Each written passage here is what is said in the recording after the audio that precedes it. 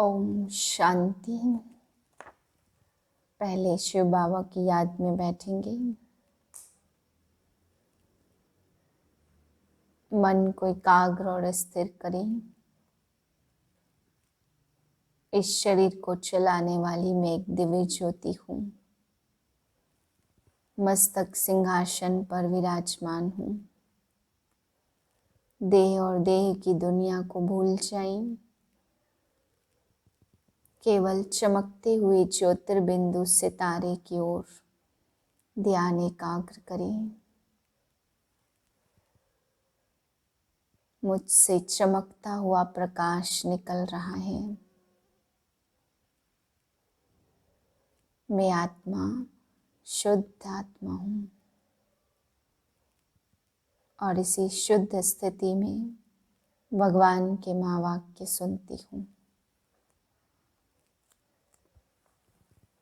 12/11/2020 के महावाक्य हैं। बाबा ने आज कहा कि बच्चे, तुम्हें यह निश्चय होना चाहिए कि बाप आए हैं तुम्हें 21 जन्मों की इनकम कराने के लिए। यह कमाई ऐसी है जो 21 जन्म के लिए तुम्हारी भरपूर इनकम हो जाती है। अगर तुम्हें ये निश्चय नहीं होता है तो बाबा ने कहा कहीं ना कहीं फिर गुटखा खाते हैं। पूरा निश्चय न होने के कारण गुटके में रहते, होगा नहीं होगा, क्या होगा, फिर पुरुषार्थ भी इतना अच्छा नहीं चल पाता है। फिर बाबा कहते हैं, आज भोजन के लिए बाबा ने बताया कि बच्चे, तुम जितना बाप की याद में भोजन बनाएंगे तो उतना जिनको भी खिलाएंगे उनकी बुद्धि बाप की तरफ खींचेगी। बाबा ने कहा कि बच्चे, भक्ति मार्ग में तो गुरुओं का जूठा खाते या क्या क्या रस्म बना दी गई है, पर असली में ज्ञान यानी बीज, भक्ति का विस्तार तो बहुत है, इसलिए ज्ञान बीज में बाप यही बताते कि बाप की याद में भोजन बनाओ तो सबका मन शुद्ध होगा। फिर बाबा कहते तुम योग बल की ताकत से अभी सारी दुनिया की हड्डियों को नरम करते हो। मीठे बच्चे, बाप जो पढ़ाते हैं उससे अच्छी रीति पढ़ो तो 21 जन्म के लिए सोर्स ऑफ इनकम हो जाएगी, सदा सुखी बन जाएंगे। प्रश्न है, तुम बच्चों के अतीन्द्रिय सुख का गायन क्यों है? उत्तर है, क्योंकि तुम बच्चे ही इस समय बाप को जानते हो। तुमने ही बाप द्वारा सृष्टि के आदि मध्य अंत को जाना है। तुम अभी संगम पर बेहद में खड़े हो। जानते हो अभी हम खारी चैनल से अमृत के मीठे चैनल में जा रहे हैं। हमें स्वयं भगवान पढ़ा रहे हैं। ऐसी खुशी ब्राह्मणों को ही रहती है, इसलिए अतीन्द्रिय सुख तुम्हारा ही गाया हुआ है। ओम शांति। रूहानी बेहद का बाप, ओम शांति। रूहानी बेहद का बाप रूहानी बेहद के बच्चों प्रति समझा रहे हैं, यानी अपनी मत दे रहे हैं।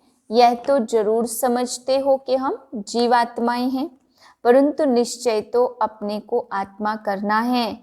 यह कोई हम नया स्कूल नहीं पढ़ते हैं, हर 5000 वर्ष के बाद पढ़ते आते। बाबा पूछते हैं ना, आगे कभी पढ़ने आए हो? तो सब कहते हैं हर 5000 वर्ष बाद पुरुषोत्तम संगम युगे बाबा के पास आते हैं। यह तो याद होगा ना कि यह भी भूल जाते हो। स्टूडेंट को स्कूल तो जरूर याद आएगा ना। एम ऑब्जेक्ट तो एक ही है। जो भी बच्चे बनते हैं, फिर 2 दिन का बच्चा हो या पुराना हो, परंतु एम ऑब्जेक्ट एक है। कोई को भी घाटा नहीं हो सकता। पढ़ाई में इनकम है, वह भी ग्रंथ बैठ पढ़कर सुनाते तो कमाई होती है। झट शरीर निर्वाह निकल आएगा। साधु बना, 1-2 शास्त्र बैठ सुनाया, इनकम हो जाएगी। अभी यह सोर्स ऑफ इनकम है तो हर एक बात में इनकम चाहिए ना। पैसे हैं तो कहाँ भी घूम फिर कर आओ। तुम बच्चे जानते, बाबा हमको बहुत अच्छी पढ़ाई पढ़ाते जिससे 21 जन्म तक कभी बीमार नहीं होंगे, सदा अमर रहेंगे। गीता का भी युग आता है ना, सिर्फ भूल गए हैं कि यह है 5वां संगम युग।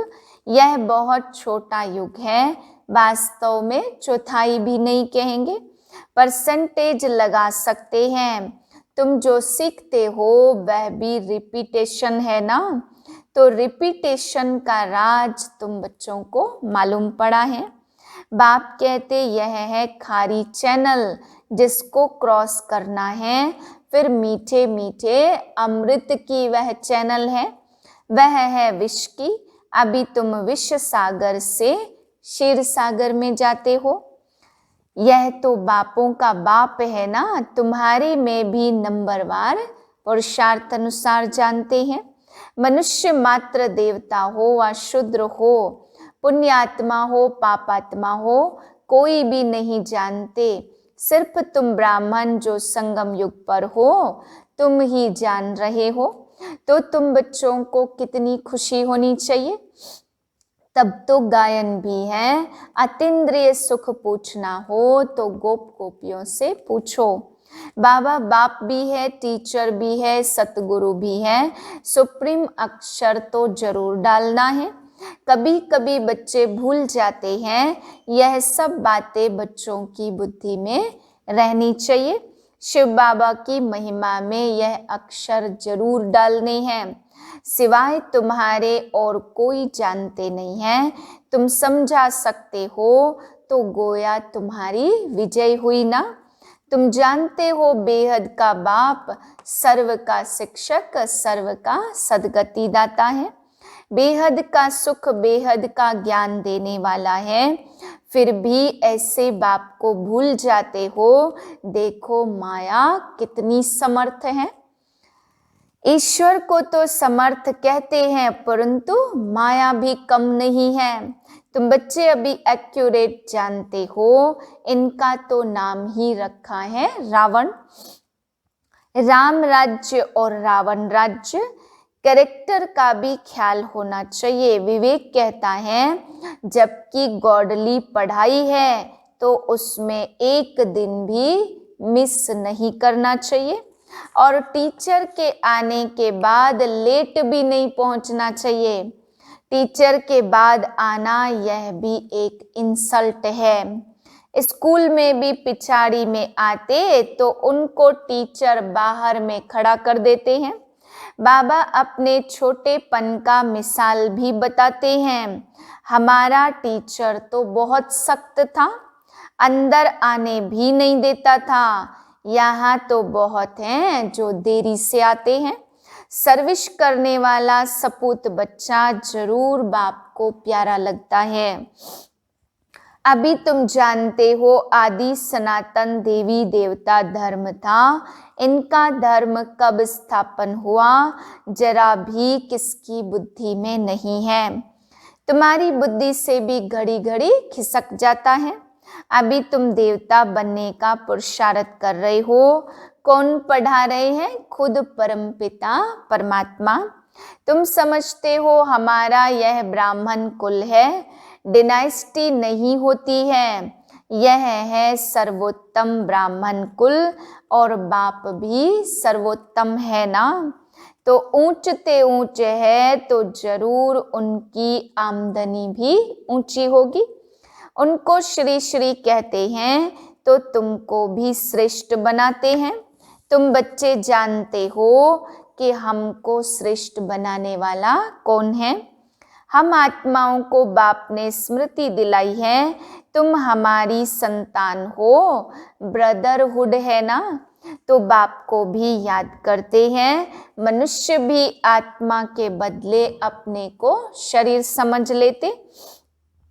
बाप कहते मैं हूँ परम पिता, माना परम आत्मा, उनके ऊपर दूसरा कोई भी नाम नहीं है।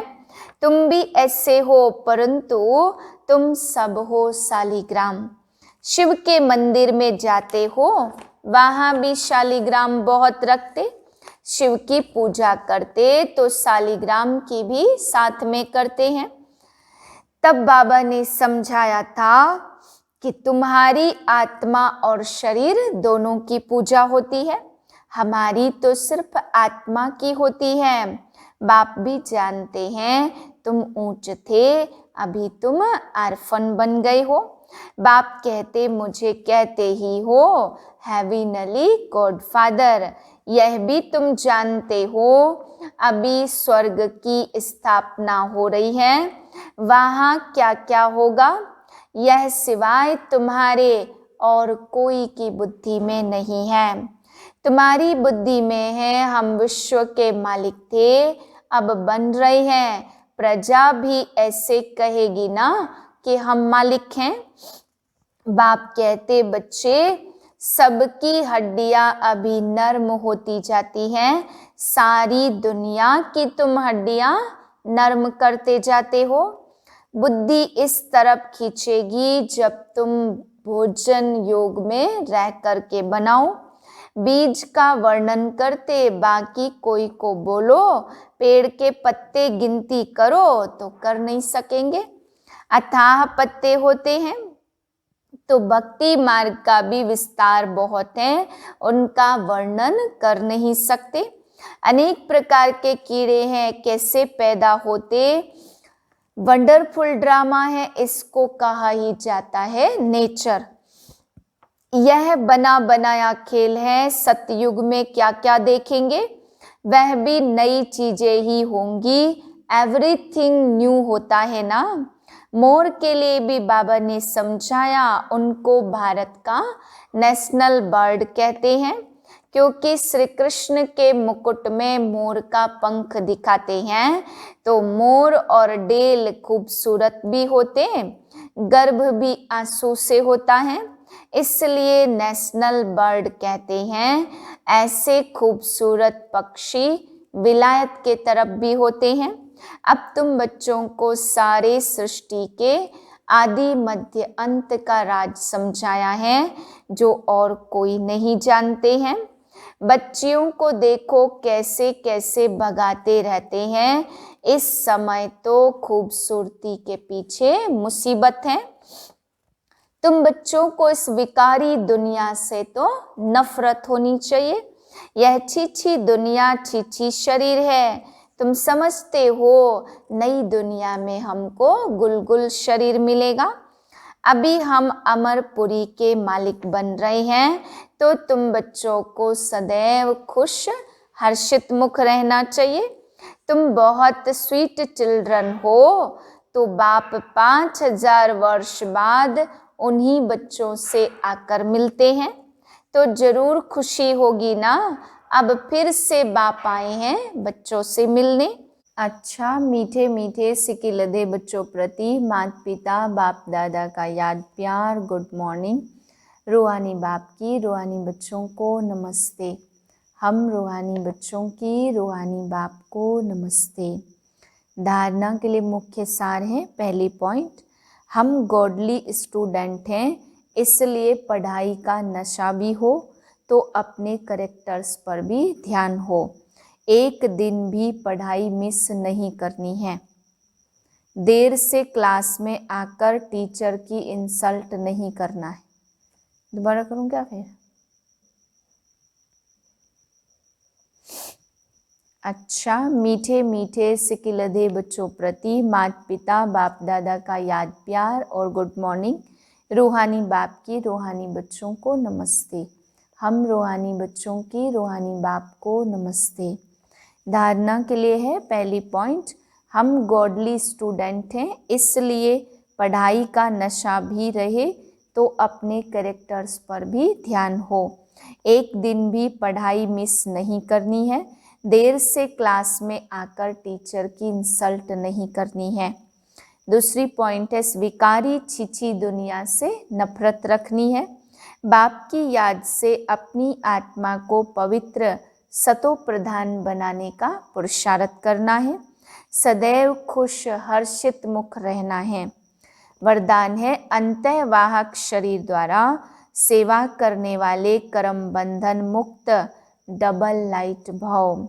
जैसे स्थूल शरीर द्वारा साकारी ईश्वरी सेवा में बिजी रहते हो, ऐसे अपने आकारी शरीर द्वारा अंतःवाहक सेवा भी साथ साथ करनी है। जैसे ब्रह्मा द्वारा स्थापना की वृद्धि हुई, वैसे अभी आपके सूक्ष्म शरीरों द्वारा शिव शक्ति के कंबाइंड रूप के साक्षात्कार द्वारा साक्षात्कार और संदेश मिलने का कार्य होना है। लेकिन इस सेवा के लिए कर्म करते भी किसी भी कर्म बंधन से मुक्त सदा डबल लाइट रूप में रहो।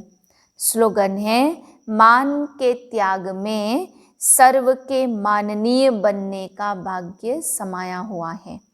ओम शांति।